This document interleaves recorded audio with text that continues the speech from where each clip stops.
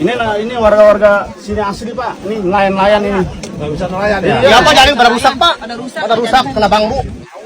Itu pagar bukan swadaya masyarakat, melainkan itu pakai eskavator Pak. Eskavator nanti Pak. Tambah tabut sendiri. Itu eskavator bukan swadaya masyarakat. Yang dinamakan coki ya.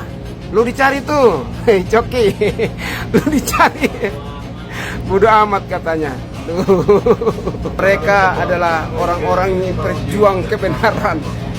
Kebenaran untuk memperhatikan rakyat secara luas, oke? Kamu membela orang yang sedang merampas kedaulatan negara, yang sedang memasuki negara, dan kamu membela kejahatan atas rakyat Indonesia. Jadi gembel lagi dia. Kemarin naik kereta tuh sama si semut bako, udah bela-belain mati-matian, dapat ngerecehan juga, nyawa taruhannya. Oh, ngapain sih hidup sementara gitu, sudahi. Ini akan membahayakan bangsa kita sendiri gitu kan. Gak usah lah bodoh-bodohi rakyat ini. Sudah. Kalian bongkar dan lain sebagainya, ini itu jadi pahlawan. Nggak ada itu pengaruhnya. Cari pelakunya. Yang harus kita cari pelakunya. Dibongkar berarti ada pelanggaran, ya kan? Lah, kalau ada pelanggaran, siapa pelakunya? Siapa tersangkanya? Sudah ada tersangka belum? Heboh kali orang-orang ini. Assalamualaikum warahmatullahi wabarakatuh. Kembali lagi di channel Prayoga Muhammad. Ya teman-teman semua, setelah pagar laut dimusnahkan, buzzer-buzzernya ini pada kemana nih? Buzzer pagar laut kok pada nyungsep nggak kelihatan. Agaknya sih komisi dikurangin ya, nggak jadi 100%. Kendaraan juga kayaknya udah nggak pakai lagi nih. Dari sini kita tahu ya siapa yang memihak siapa gitu ya. Nah kemarin tuh Pak Nusron mengatakan bahwasanya sertifikat HGB yang di laut itu dulunya itu tanah gitu guys. Nah tanah itu hangus gitu ya. Bukan laut yang disertifikasi, tapi itu dulunya tanah, yang dimana tanah itu musnah sehingga menjadi laut. Nah statement itu yang digunakan lagi oleh Batman untuk mengatakan bahwasanya Pak Said Didu kalah dalam argumennya gitu ya. Yang dimana Pak Said Didu mengatakan bahwasanya laut itu dipagarin dan laut itu bersertifikat gitu, sedangkan itu tidak boleh. Tapi teman-teman semua, dari urutan ini semua kita tahu siapa dan memihak siapa gitu. Dimana para buzzer ini akhirnya kelojotan kan, yang dimana pada akhirnya pagar laut itu pun dimusnahkan gitu. Dan sekarang terbukti tak ada lagi mereka, entah kemana gitu. Apalagi yang akan mereka gaungkan setelah ini? Katanya sih tetap membela PIK 2 gitu ya. Untuk membela rakyat, nggak tahu juga sih rakyat mana yang dibela. Tetap semangat PIK 2, lanjutkan. Sekarang harapan kita adalah bagaimana orang di balik ini semua akan bisa segera ditangkap gitu ya. Karena kalau cuma bongkar-bongkaran doang terus nggak ada penangkapan siapa pelakunya kan lucu juga gitu. Makanya rakyat menunggu gitu ya. Dan inilah bentuk kemenangan dari Pak Khalid juga gitu, melawan para buzzer tentunya. Oke teman semua, kita lihat videonya. Kita ketemu Bang RF sama Kakak Fritz di kereta ini. Nah, coba saya mau tanya dulu sama Kakak Fritz ini. Kakak Fritz, kata-kata hari ini. Kata-kata hari ini tetap semangat PIK 2, lanjutkan. Mantap, Bang RF. Tidak ada laut yang bersertifikat. Adanya adalah tanah musnah. Apa yang disampaikan oleh Pak Nusron itu benar, bahwa tanah itu di atas SHGB yang dicabut itu di atas tanah musnah. Jadi terbantahkan tentang hoax laut yang disertifikat itu tidak ada. Yang ada adalah SHGB itu dicabut di atas tanah musnah, yang artinya dulu adalah daratan. Jadi bukan laut yang di kapling-kapling, tapi memang daratan dulunya. Oke. Salam akal sehat. Yang dinamakan coki ya. Lu dicari tuh. Hei coki. Lu dicari. Bodoh amat katanya. Tuh. Coki dicari. Nah ini juga Batman dicari nih. Dicari. Meskipun dicari tapi beliau selalu siap menghadapinya. Tuh. Kali ini saya ketemu mereka ya. Ternyata mereka adalah orang-orang yang berjuang kebenaran. kebenaran untuk memperhatikan rakyat secara luas. Oke? Salam pendukung PIK 2.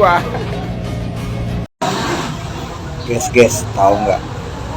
Si Cebol bajarnya Kongguan, mobilnya udah ditarik.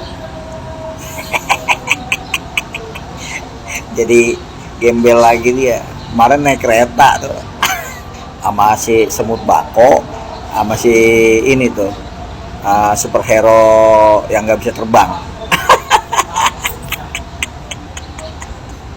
Aduh, udah bela-belain mati-matian, dapat ngerecehan juga, nyawa taruhannya. Saya berharap kepada pengelola negara, sudahi hal-hal yang sifatnya kepentingan sementara, kayak macam memperkaya diri, sudahi udah, percaya deh, tolong disudahi. Korupsi, ya kan orang-orang yang korupsi di kamarnya masih banyak berasnya, di ATM-nya banyak duitnya, ngapain sih hidup sementara gitu, sudahi. Ini akan membahayakan bangsa kita sendiri gitu kan.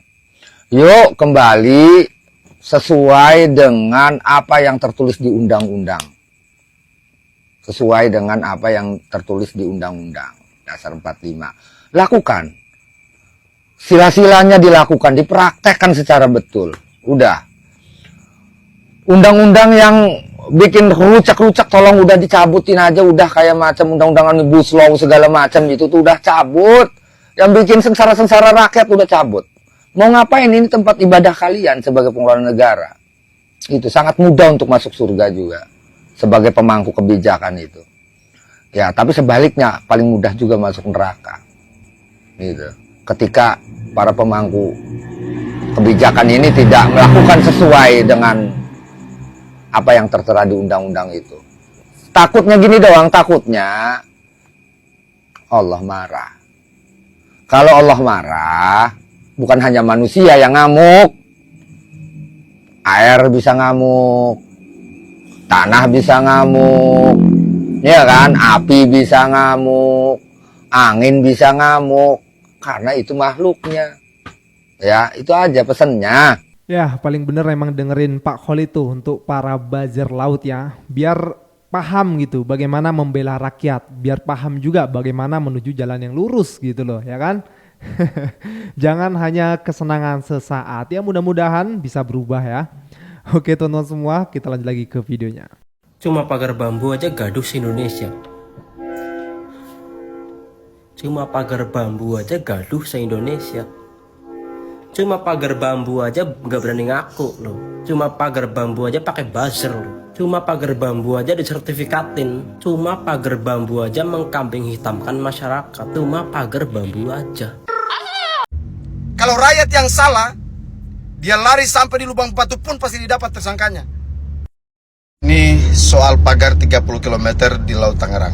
Aduh, semuanya heboh, menterinya heboh, ya, semuanya heboh. Tentara heboh, wah heboh semua. Melakukan pembongkaran, peninjauan dan lain sebagainya. Wah heboh, prestasi, jadi pahlawan semua, ya, semuanya jadi pahlawan. Dia bongkar pagarnya, pahlawan semua. Sudahlah, gak usahlah bodoh-bodohi rakyat ini. Sudah, kalian bongkar dan lain sebagainya, ini itu jadi pahlawan. Nggak ada itu pengaruhnya. Cari pelakunya. Yang harus kita cari pelakunya. Dibongkar berarti ada pelanggaran, ya kan? Lah, kalau ada pelanggaran, siapa pelakunya? Siapa tersangkanya? Sudah ada tersangka belum? Heboh kali orang-orang ini. Menteri, semuanya. Tentara bongkar kiri kanan. Waduh, hebat sekali. Giliran ditanya siapa pelakunya, tidak ada yang tahu. Cari pelakunya. Cari tahu siapa, supaya tidak ada lagi yang begitu, ya kan? Supaya tidak ada lagi yang berani pagar-pagar laut sembarang kiri kanan. Alah, kita ini selalu ingin tampil jadi pahlawan, menunjukkan kepada rakyat. Tapi rakyat itu paham. Rakyat itu tertawa lihat kalian semuanya. Tertawa. Kalau rakyat yang salah, dia lari sampai di lubang batu pun pasti didapat tersangkanya. Tapi kalau orang konglomerat yang salah, susahnya cari. Susah sekali dicari pelakunya. Kacau semua ini. Masalah sebesar itu, pagar sepanjang 3 km tidak ditahu siapa pelakunya, kan kacau itu. Hei, jangan mempermalu diri kepada rakyat. Rakyat itu tahu ini kalau hanya sandiwara semuanya. Kacau. Tak usah takut siapa yang masang itu. Di belakang Bapak ribuan nelayan Indonesia siap membackup. Sudah ada yang patut diduga siapa yang memasang bambu itu. Kita nggak perlu, kalau di medsos saja bisa tahu gitu. Masa tiba-tiba yang nyabut belum apa angkatan laut, Bapak pernyataan berikutnya salah kayak gitu kan, kita ngeri Pak. Masyarakat lihat ini gimana instrumen negara dua-duanya bisa berbeda. Ribuan bambu kayak gitu di sebelah situ mungkin ada Pol Airut, masa sih nggak tahu kalau ditanya. Saya pengen tahu apakah pernah ada forum yang untuk mempertanyakan itu. Sekarang bahkan kalau di media kita bisa lihat yang namanya penerima SGHB itu direksinya kemudian komisarnya siapa saja, kita tinggal buka handphone bisa.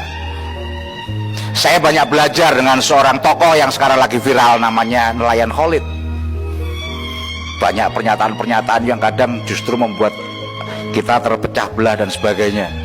Cuman sayangnya judulnya juga agak ngeri, itu buku yang dibaca itu Logika Penjajah. Tangerang begitu viral karena itu di depan mata kita, dekat dengan Jakarta. Tapi ternyata kemudian di Pari, kemudian kemarin saya terima di Sidoarjo dan sebagainya, akan banyak bermunculan soal itu. Saya berkeyakinan ini hubungannya dengan PIK seperti apa yang dikatakan Pak Khalid. Siapa di belakang itu? Aguan. Jokowi telah menjual kedaulatan negara kepada Taipan, kepada 9 negara, dan ini berbahaya. Jokowi telah melanggar hukum, dan ini menunjukkan bahwa di era Jokowi yang berkuasa adalah mafioso, dan benar-benar Jokowi saat itu, mohon maaf aja, melakukan sebuah kejahatan,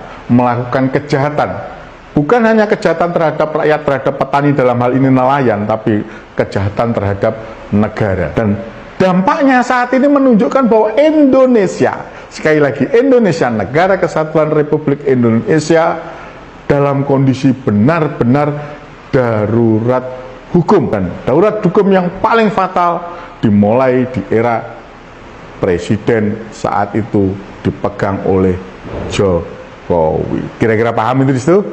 Itu yang bisa saya sampaikan. Semoga Abu Janda mengerti bahwa kamu membela orang yang sedang merampas kedaulatan negara, yang sedang memasuki negara, dan kamu membela kejahatan atas rakyat Indonesia.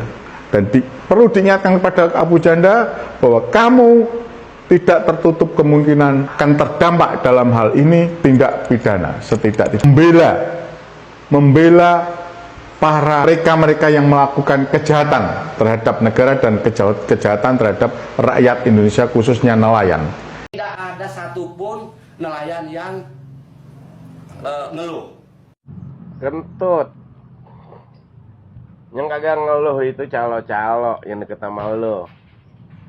Makanya kalau jadi kepala desa turun ke masyarakat, ya, jangan diem aja, jangan nongkrong di tempat kelompok lu doang.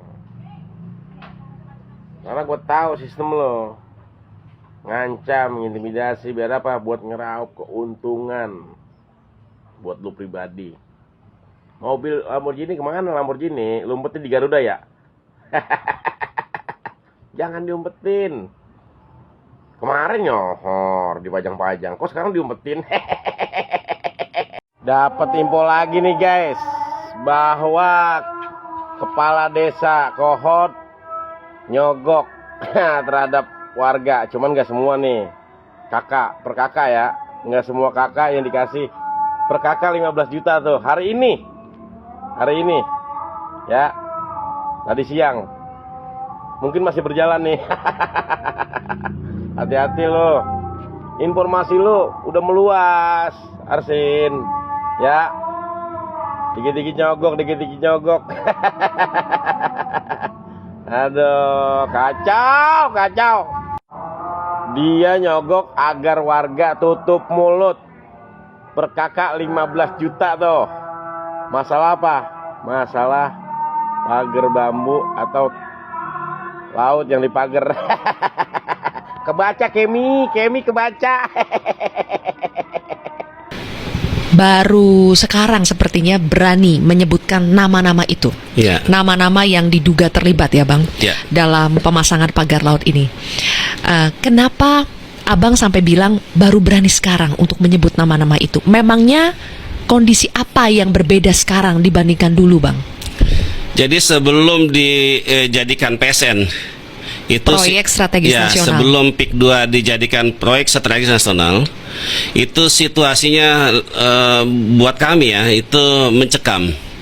Mencekamnya gimana? Karena di daerah pesisir Tangerang itu sering berkeliaran preman-preman, ormas-ormas yang mengintimidasi masyarakat. Ada beberapa kasus misalnya sawah-sawah yang dianggap ini masuk plotting, itu ditancapkan pelang-pelang. Oleh? Ya oleh kelompok-kelompok ormas-ormas ini. Nah ketika kemudian pelangnya dicabut oleh pemilik lahan, artinya yang punya tanah, yang punya sawah, ya beberapa diantaranya harus dilaporkan ke polisian. Kemudian ada teman-teman saya aktivis ya, termasuk juga LSM, ketika dia mengkritik katakanlah Agung Sedayu, itu biasanya segera dipanggil oleh polisian. Apalagi kalau menyebut-nyebut nama Aguan, itu pasti langsung bisa ditangkap. Situasinya memang buat kami, termasuk masyarakat yang terdampak itu tidak ada keberanian untuk mengungkap semua ini. Kenapa sekarang jadi berani? Peralihan kepemimpinan. Kepemimpinan maksudnya pusat? Ya, dari Jokowi ke Prabowo. Bedanya apa memangnya? Karena dari kepemimpinan Presiden Jokowi itu semuanya dikendalikan. Oleh? Iya, oleh oligarki. Polisian sudah dikendalikan, preman, ormas, semuanya. Jadi kalau ada orang yang mau mempertanyakan, menggugat soal PIK 2, ya pilihannya dua. Kalau dia kalau tidak menjadi bagian dari Aguan, maka tentu dia akan mengalami kriminalisasi. Bahkan beberapa diantaranya sudah dipenjara.